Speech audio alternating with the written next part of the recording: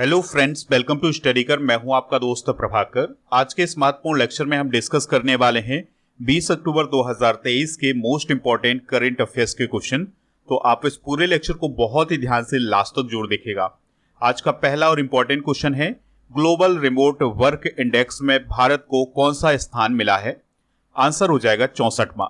तो अभी हाल ही में ग्लोबल रिमोट वर्क इंडेक्स को जारी किया गया है, जिसमें भारत को 64वां स्थान हासिल हुआ है और इस इंडेक्स को नोड लेयर के द्वारा जारी किया गया है। और जो नोड लेयर है वो एक साइबर सुरक्षा फर्म है। इस इंडेक्स में 108 देशों को शामिल किया गया था, जिसमें भारत का 64वां स्थान है।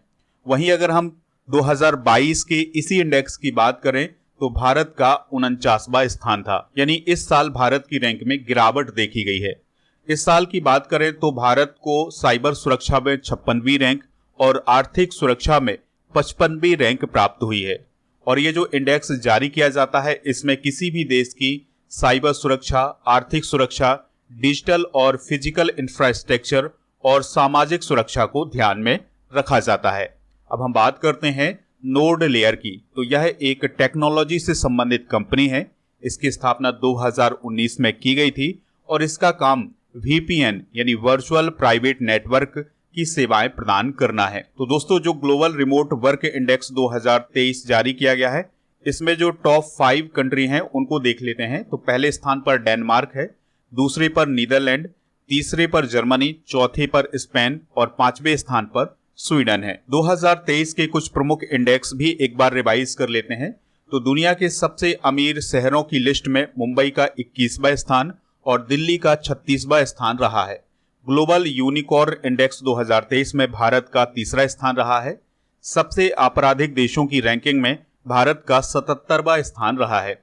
फ्रीडम हाउस इंडेक्स 2023 में भारत का 66वां और विश्व में सर्वश्रेष्ठ सार्वजनिक परिवहन सूचकांक में भारत के शहर मुंबई का 19वां स्थान रहा है। भारत के सबसे अमीर मुख्यमंत्री कौन है? जगन मोहन रेड्डी। तो अभी हाल ही में कुछ समय पहले ADR के द्वारा एक रिपोर्ट जारी की गई थी, जिसमें जगन मोहन रेड्डी सबसे अमीर मुख्यमंत्री थे। ये आंध्र प्रदेश के मुख्यमंत्री हैं। हैनले पासपोर्ट इंडेक्स जो कि जुलाई 2023 में जारी किया गया था, उसमें भारत की रैंक 80 बताई गई थी। याद रखिएगा कि जो हैनले पासपोर्ट इंडेक्स है, ये एक साल में 2 बार जारी किया जाता है। पहले साल की शुरुआत में यानी जनवरी में, फिर जुलाई में जारी किया जाता है। तो जुलाई में जो इंडेक्स जारी किया गया था उसमें भारत की 80 रैंक है।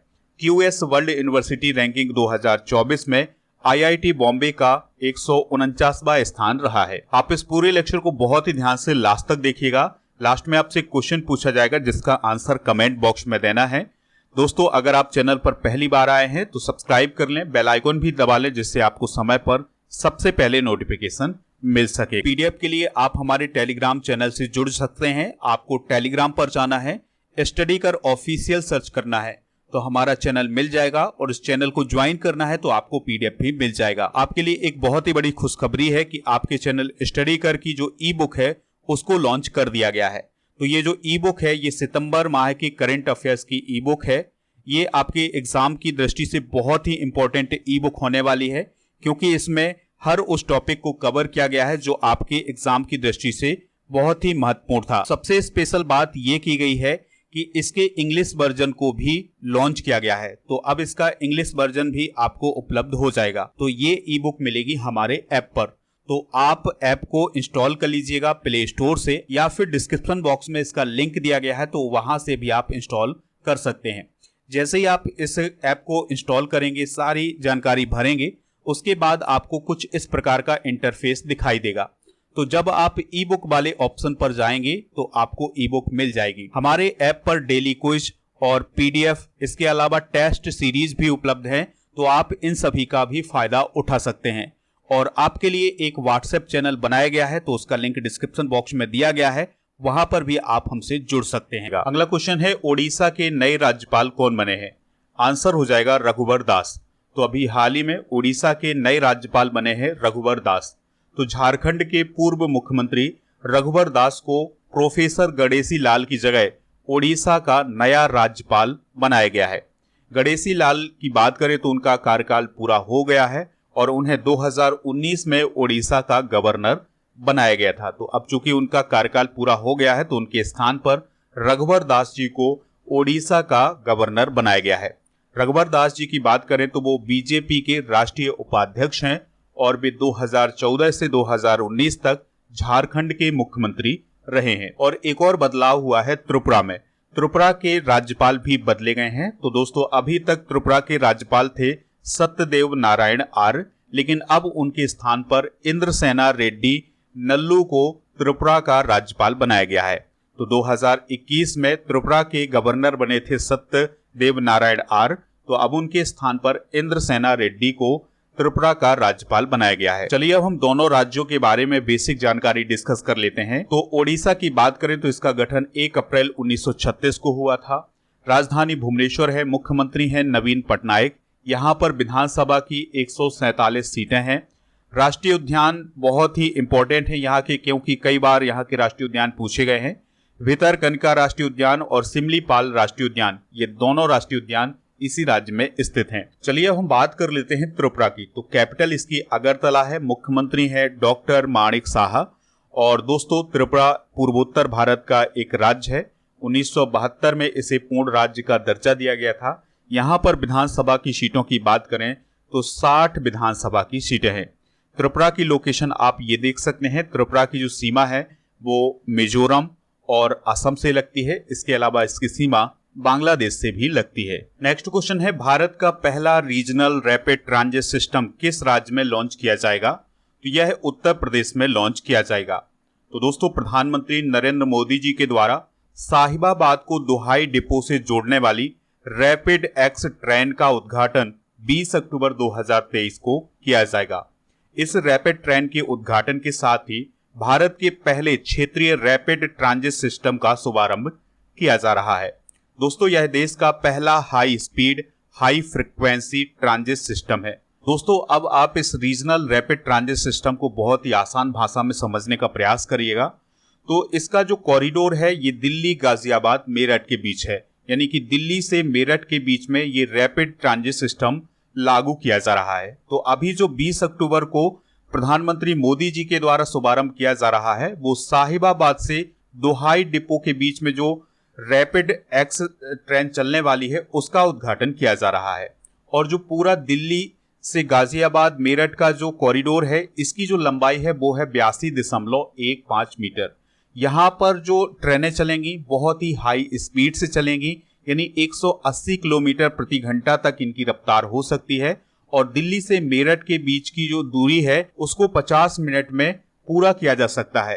तो ये जो ट्रेनें चलेंगी इस रैपिड ट्रांजिट सिस्टम में बहुत तेज चलेंगी और हाई फ्रिक्वेंसी से चलेंगी, यानी कि आने और जाने के बीच में ज्यादा समय नहीं रहेगा ट्रेनों के। तो इस प्रकार का रीजनल रैपिड ट्रांजिट सिस्टम बनाया गया है दिल्ली और मेरठ के बीच में। बात आई है रेलवे की, तो रेलवे से रिलेटेड कुछ इंपॉर्टेंट करंट अफेयर्स डिस्कस कर लेते हैं। तो रेलवे बोर्ड की नई अध्यक्ष कौन बनी है? जया वर्मा सिन्हा। रेलवे सुरक्षा बल के नए महानिदेशक बने हैं मनोज यादव। भारतीय रेलवे ने शुद्ध शून्य कार्बन उत्सर्जक बनने का लक्ष्य बनाया है 2030 तक का। विश्व का सबसे लंबा रेलवे स्टेशन सिद्धारूढ़ स्वामीजी हुबली रेलवे स्टेशन है जो कि कर्नाटका में है। वंदे भारत एक्सप्रेस ट्रेन का संचालन करने वाली देश की पहली महिला है सुरेखा यादव। पूरे ब्रॉडगेज का 100% विद्युतीकरण हुआ है मध्य रेलवे जोन का। और पूरे ब्रॉडगेज नेटवर्क का विद्युतीकरण करने वाला राज्य है उत्तराखंड। नेक्स्ट क्वेश्चन है, हुडको के अध्यक्ष और प्रबंध निदेशक कौन बने हैं? तो इसका आंसर हो जाएगा संजय कुलश्रेष्ठ। तो संजय कुलश्रेष्ठ हुडको के अध्यक्ष और प्रबंध निदेशक बने हैं। और संजय कुलश्रेष्ठ की बात करें तो वह एक इलेक्ट्रिकल इंजीनियर हैं। बात करें अगर हम हुडको की तो इसका फुल फॉर्म होता है housing and urban development corporation. इसको स्थापित किया गया था 25 अप्रैल 1970 को। हेडक्वार्टर इसका नई दिल्ली में है। हुडको हाउसिंग फाइनेंस और इंफ्रास्ट्रक्चर प्रोजेक्ट फाइनेंस के क्षेत्र में काम करता है। चलिए हम डिस्कस करते हैं हाल ही में की गई कुछ महत्वपूर्ण नियुक्तियां। तो PR Seshadri south Indian bank के नए MD और CEO बने हैं। R दोराईस्वामी LIC के प्रबंध निदेशक। संजय कुमार अग्रवाल CBIC के चेयरमैन। देवेश उत्तन लिथुआनिया में भारत के राजदूत। सिंधु गंगाधरन नेस्कॉम की उपाध्यक्ष। Parminder Chopra power finance corporation के CMD नियुक्त किया गया है। नेक्स्ट क्वेश्चन है, राष्ट्रीय सहकारी निर्यात लिमिटेड कितने देशों को चावल एक्सपोर्ट करेगा? आंसर हो जाएगा 7 देशों को। तो दोस्तों अभी हाल ही में भारत सरकार के द्वारा ये फैसला लिया गया है कि 7 देशों को 10 लाख टन चावल एक्सपोर्ट किया जाएगा। तो भारत सरकार ने 20 जुलाई 2023 को चावल के एक्सपोर्ट पर पाबंदी लगा दी थी, लेकिन अब कुछ देशों में खाद्य सुरक्षा को ध्यान में रखते हुए निर्यात को मंजूरी दे दी गई है। और ये जो 7 देश हैं उनमें नेपाल, कैमरून, कोटे डी आइवर, गिनी, फिलीपींस, सेशेल्स और मलेशिया हैं। तो इन देशों को चावल एक्सपोर्ट किया जाएगा। बात करते हैं राष्ट्रीय सहकारी निर्यात लिमिटेड की।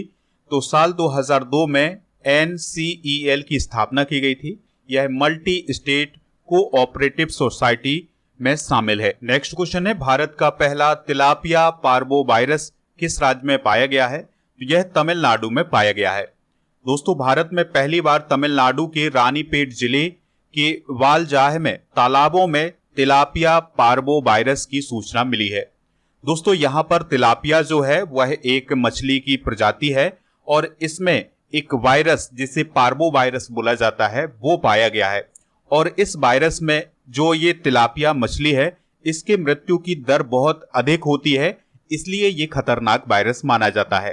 तिलापिया मछली के पालन की बात करें तो मुख्य रूप से आंध्र प्रदेश, केरल के विभिन्न हिस्सों में इसका पालन किया जाता है और तमिलनाडु के कुछ हिस्सों में भी इस मछली का पालन किया जाता है। अगर हम बात करें तिलापिया पार्वो वायरस की तो यह पहली बार 2019 में चाइना में प्राप्त हुआ था, फिर इसके बाद 2021 में थाईलैंड में और अब भारत में डिटेक्ट किया गया है। अगला क्वेश्चन है, किस राज्य में प्रमोद महाजन ग्रामीण कौशल विकास केंद्र लॉन्च किए गए हैं? आंसर हो जाएगा महाराष्ट्र में। तो दोस्तों याद रखिएगा, प्रमोद महाजन जी जो थे वो बीजेपी के एक बहुत ही फेमस नेता थे, तो उन्हीं के नाम पर ग्रामीण कौशल विकास केंद्र लॉन्च किए गए हैं महाराष्ट्र में। तो प्रधानमंत्री नरेंद्र मोदी जी के द्वारा वीडियो कॉन्फ्रेंसिंग के जरिए 511 प्रमोद महाजन ग्रामीण कौशल विकास केंद्रों का शुभारंभ किया गया है और इन कौशल विकास केंद्रों में जो युवा हैं उनको प्रशिक्षण दिया जाएगा जिससे वो कुछ कौशल सीख सकेंगे। बात आई है महाराष्ट्र की, तो इससे रिलेटेड कुछ इंपॉर्टेंट करंट अफेयर्स डिस्कस कर लेते हैं। तो महाराष्ट्र सरकार ने 837 करोड़ रुपए की साइबर सुरक्षा परियोजना को अभी हाल ही में मंजूरी दी है। महाराष्ट्र सरकार ने भगवान बिरसा मुंडा सड़क योजना के कार्यान्वयन की अभी हाल ही में घोषणा की है। केंद्र सरकार ने मंजूषा देशपांडे को बॉम्बे हाईकोर्ट के जज के रूप में अभी हाल ही में अधिसूचित किया है। नवी मुंबई जल्द ही सेप्टिक टैंक मुक्त और 100% घरों में शौचालय वाला देश का पहला शहर बनने जा रहा है। महाराष्ट्र के बारे में बेसिक जानकारी भी डिस्कस कर लेते हैं। स्थापना 1 मई 1960 को, राजधानी मुंबई, मुख्यमंत्री एकनाथ शिंदे, राज्यपाल रमेश बैस, विधान परिषद की 78 सीटें, विधानसभा की 288, राज्यसभा की 19 और लोकसभा की 48 सीटें हैं। अगला प्रश्न है, किस केंद्र शासित प्रदेश में खेलो इंडिया स्टेट एक्सीलेंस सेंटर स्थापित किया जाएगा? आंसर हो जाएगा लद्दाख में। तो दोस्तों लद्दाख में खेलो इंडिया स्टेट एक्सीलेंस सेंटर की स्थापना को लेकर के अभी हाल ही में सरकार के द्वारा मंजूरी दी गई है और ये लद्दाख के लेह जिले के स्पिथुक में बनाया जाएगा। तो दोस्तों स्पिथुक में जो ओपन स्टेडियम है वहां पर खेलो India state centre of excellence स्थापित किया जाएगा। इसमें एथलेटिक्स, मुक्केबाजी और तीरंदाजी पर ध्यान दिया जाएगा। दोस्तों इस सेंटर को 2 साल की समय सीमा के भीतर पूरा करने का लक्ष्य रखा गया है। बात आई है लद्दाख की, तो इससे रिलेटेड भी कुछ इंपॉर्टेंट करंट अफेयर्स डिस्कस कर लेते हैं। तो लद्दाख के सियाचिन ग्लेशियर में भारतीय सेना के द्वारा अभी हाल ही में पहला मोबाइल टावर स्थापित किया गया है। लद्दाख की कारेल में पहला महिला पुलिस स्टेशन स्थापित किया गया है। हाल ही में हेमिस फेस्टिवल लद्दाख में मनाया गया है। भारतीय नौसेना ने जूली लद्दाख आउटरीच प्रोग्राम अभी हाल ही में लद्दाख में ही शुरू किया था। लद्दाख में कर्नल गीता राणा सेना की बटालियन की कमान संभालने वाली पहली महिला बनी थी। दोस्तों बात आई है लद्दाख की, तो लद्दाख केंद्र शासित प्रदेश बना है 31 अक्टूबर 2019 को। उपराज्यपाल हैं VD मिश्रा। दोस्तों लद्दाख कभी जम्मू कश्मीर स्टेट का ही पार्ट हुआ करता था, लेकिन 31 अक्टूबर 2019 को जम्मू कश्मीर और लद्दाख 2 नए केंद्र शासित प्रदेश बने थे इंडिया में। अगला प्रश्न है, किस राज्य सरकार ने होप इनिशिएटिव शुरू किया है? आंसर हो जाएगा पंजाब। तो दोस्तों पंजाब की सरकार के द्वारा नशीली दवाओं के खतरे को रोकने के लिए होप इनिशिएटिव मिशन शुरू किया है। इसका उद्देश्य है पंजाब राज्य से पूरी तरह से नशा को खत्म करना। तो इसमें विभिन्न प्रकार के कार्यक्रम आयोजित किए जा रहे हैं, युवाओं को नशे से बाहर निकालने के लिए जागरूकता अभियान चलाए जा रहे हैं। तो इस प्रकार के कुछ इनिशिएटिव किए जा रहे हैं पंजाब में।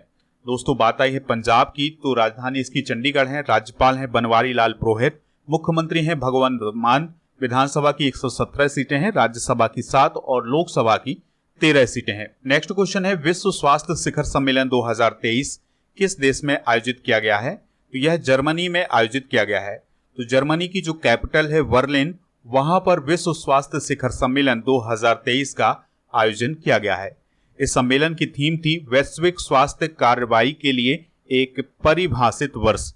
15 अक्टूबर से 17 अक्टूबर तक विश्व स्वास्थ्य शिखर सम्मेलन का आयोजन किया गया था। इस सम्मेलन में भारत की ओर से केंद्रीय स्वास्थ्य और परिवार कल्याण राज्य मंत्री भारती प्रवीण पवार ने हिस्सा लिया था। चलिए दोस्तों, अब हम कल के करंट अफेयर्स को रिवाइज कर लेते हैं, फिर इसके बाद जनरल नॉलेज की पिटारी को डिस्कस करेंगे।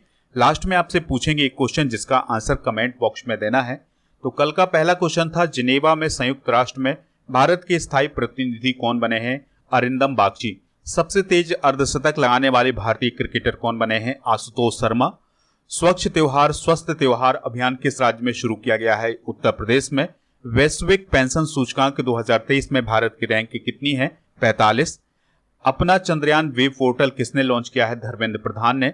एशियाई पैरा गेम्स 2023 में भारत के कितने खिलाड़ी शामिल होंगे? 303। संयुक्त राष्ट्र सुरक्षा परिषद ने किस देश में सुरक्षा व्यवस्था स्थापित करने के लिए बहुराष्ट्रीय सुरक्षा मिशन को मंजूरी दी है? तो ये हैती में मंजूरी दी है। मैसूरू दशहरा उत्सव किस राज्य में शुरू हुआ है? कर्नाटका में। गेटेक्स ग्लोबल 2023 का 43वां संस्करण कहां आयोजित किया जा रहा है? दुबई में। किस राज्य में जंगली हाथियों की मौत को रोकने के लिए पहली आर्टिफिशियल इंटेलिजेंस आधारित प्रारंभिक चेतावनी प्रणाली पूरी होने वाली है? तमिलनाडु में। आज की जनरल नॉलेज के पिटारे में हम डिस्कस करेंगे भारत की प्रमुख सांस्कृतिक संस्थाएं। तो एशियाटिक सोसाइटी कोलकाता में है, इसकी स्थापना 1784 में की गई थी। सरस्वती महल पुस्तकालय तंजावुर में है, जिसकी स्थापना 1918 में की गई थी। भारतीय मानव विज्ञान सर्वेक्षण कोलकाता में है, जिसकी स्थापना 1945 में की गई थी। संगीत नाटक अकादमी नई दिल्ली में है, जिसकी स्थापना 1953 में की गई थी। ललित कला अकादमी नई दिल्ली में है, इसकी स्थापना 1954 में हुई थी। साहित्य अकादमी नई दिल्ली में है, जिसकी स्थापना 1954 में हुई थी। राष्ट्रीय आधुनिक कला दीर्घा नई दिल्ली में है, इसकी भी स्थापना 1954 में हुई थी। राष्ट्रीय नाट्य विद्यालय नई दिल्ली में है, इसकी स्थापना 1959 में। और भारतीय पुरातत्व सर्वेक्षण नई दिल्ली में है, इसकी स्थापना 1861 में हुई थी। तो ये है भारत की कुछ प्रमुख सांस्कृतिक संस्थाएं। कल के करंट अफेयर्स में जो क्वेश्चन पूछा गया था उसका आंसर था 111, यानी ग्लोबल हंगर इंडेक्स में जो इंडिया की रैंक थी वो कितनी थी? 111। तो इसका आंसर सभी लोगों ने बताया हुआ है 111। तो दोस्तों आपसे जो क्वेश्चन पूछा जाए उसका आंसर आप कमेंट बॉक्स में जरूर बताइएगा। आज का क्वेश्चन है रेलवे सुरक्षा बल के नए महानिदेशक कौन है? जो भी इसका राइट आंसर हो कमेंट बॉक्स में जरूर बताएं, हमें इंतजार रहेगा आपके आंसर का।